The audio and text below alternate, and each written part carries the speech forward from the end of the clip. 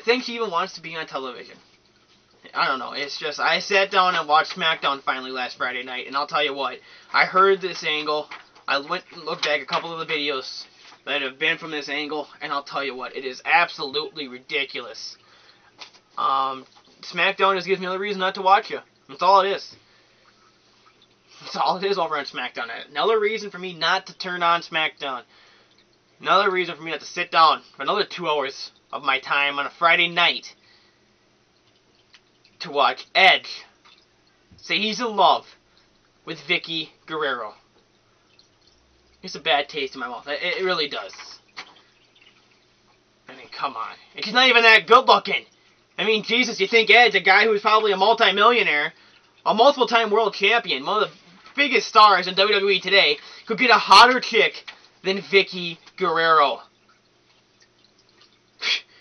Do a love angle with Edge and Michelle McCool, Edge and Tori Wilson, Edge and Melina, somebody else than Vickie Guerrero. Looks like somebody took a baseball bat and beat her in the face. You know, her body is not even that good looking. I mean, Jesus, how ridiculous is this? They're even saying though that it's for political gain on SmackDown. Still, it drives me nuts. It drives me nuts to hear about it, read about it, and then end up watching it last Friday night. I threw up in my mouth. I really did, because it drives me nuts. But a good thing that's coming from SmackDown, and not too many things have come good from SmackDown. Batista, Taker, that's it. That's all you can say that has come good from SmackDown in the year 2007. But a guy that is starting to build up some heat, that is becoming a good wrestler, is MVP. I mean, when the guy first came to WWE back in, what was it, September? We talked about his horrible matches that the guy was having. You know, everybody was critiquing this guy. Oh, MVP, he just sucks, he stinks. You know, why watch this guy? You know, people were talking about how they went to the live shows and how they went to SmackDown tapings. And when MVP came out, they just, you know, went to concession stands or, you know, went to the bathroom or something because they didn't want to watch the guy. It was a waste of their time. But I'll tell you what, MVP, he's really matured in such a short amount of time. Most guys like that, when they face that much kind of criticism and they hear about that kind of, you know, hear all that bad stuff that's being said about them, sometimes they'll curl up. And it looked like MVP was the kind of guy who might curl up, you know. You just look at the guy and sometimes you see that kind of thing in him. But no, MVP did not curl up. In fact, Chris Benoit, I don't know why I'm talking about this prick so much during this show, he actually took MVP under his wing and he taught him a couple of things about the world of professional wrestling, how to work a match, the psychology. And MVP, he's worked it. I mean, he had the cockiness down. You know, the guy, his entrance video just makes you want to, you know, jump over the railing and punch the guy right in the face. You know, knock those glasses right off the rim of his nose. You just wanted to punch him because you hate the guy because he's so cocky when he comes out. But then, you know, when the guy heard the guy's promo, what he'd say in his promo, he couldn't back up in his wrestling skills, but now he can back it up actually. And people are starting to hate him. And they gave him this U.S. title pretty much as a thing. And the U.S. title is a thing that's really floundered too. But it's always, you hear sometimes how they give the belt to somebody to make them a superstar. But I'll tell you this, I think that the belt does not make the superstar makes the belt. You know, I mean, looking at the tag team belts, you threw on a bunch of tag teams over the past couple of years, and it really didn't do anything for those guys. You know why? Because the wrestlers make the titles. You can have exciting matches with that belt in the line. People will want to see that title, make it more prestigious. MVP took the United States title, and you know, again, he's doing good with the U.S. title. He's making it worthwhile to watch a U.S. title match because you know it's going to be good. Because you know that the guy's going to beat up MVP because he's so cocky. MVP, a year from now, we'll be talking about how he is possibly contending for the World Heavyweight Championship. He's building gradually right now. You know, you don't want to see a wrestler sometimes where he'll go like on a huge, he'll be like almost like Sky, he'll be like right on a cannon, if you will, you know, on his ride to fame and all that stuff. But eventually it comes down, you know, just drops right away. And you don't want to see that because sometimes it's good, you know, because that guy just keeps soaring and soaring. But most of the time, you know, it's shot and it's done. That's it. The fans don't really care. MVP, he's gradually building, just like Jeff Hardy has been gradually building. You know, MVP, this is a process, you know. It's almost like MVP was a guy that was torn apart and now he's being rebuilt. But he's never really been torn apart. He's just being, you know, built. You know, you start from the bottom in professional wrestling and you work your way up. That's what MVP is doing. He started way down here at the bottom, and slowly he has built it up with every single match, every single week, every single rivalry this guy's had. He is built up in professional wrestling. Pretty soon he's going to be a top level performer on SmackDown. And if he goes to Raw and they make him do big things over there on Raw, MVP, he's got it made. He is truly a superstar if he does good things on Raw.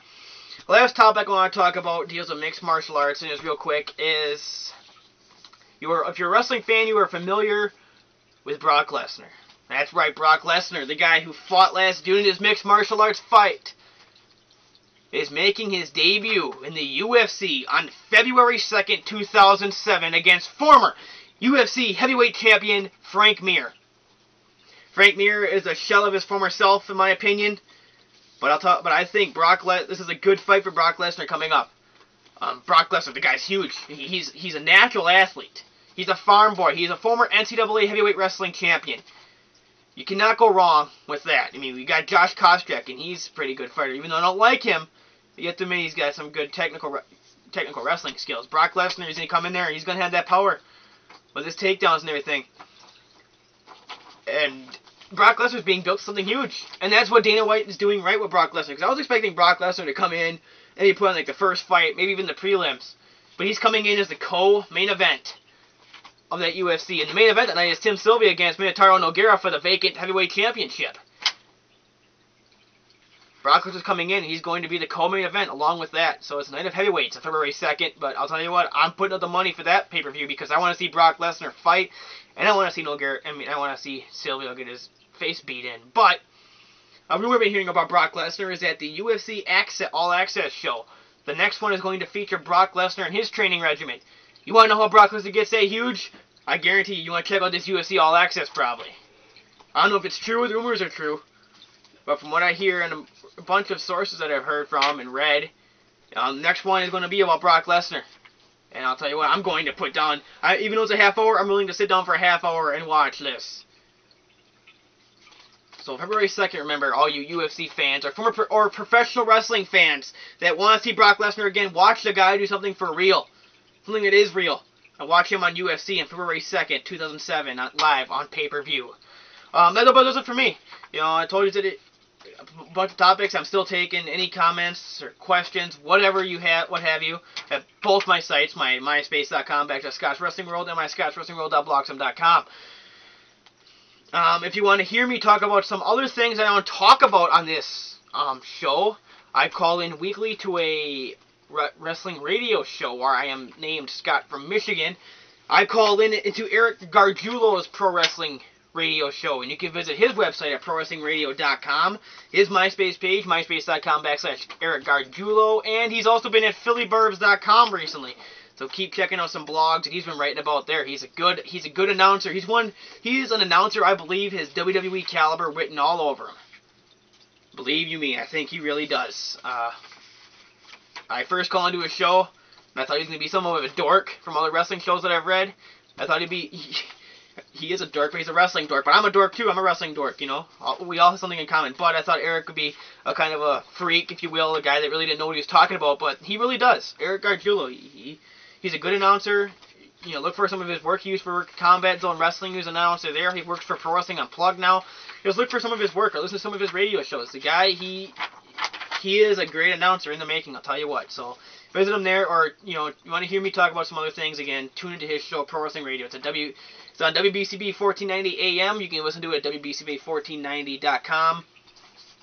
Or you can just download it off his Pro Wrestling Radio website. That is it for Scotch Wrestling World Show. I'll see you next time.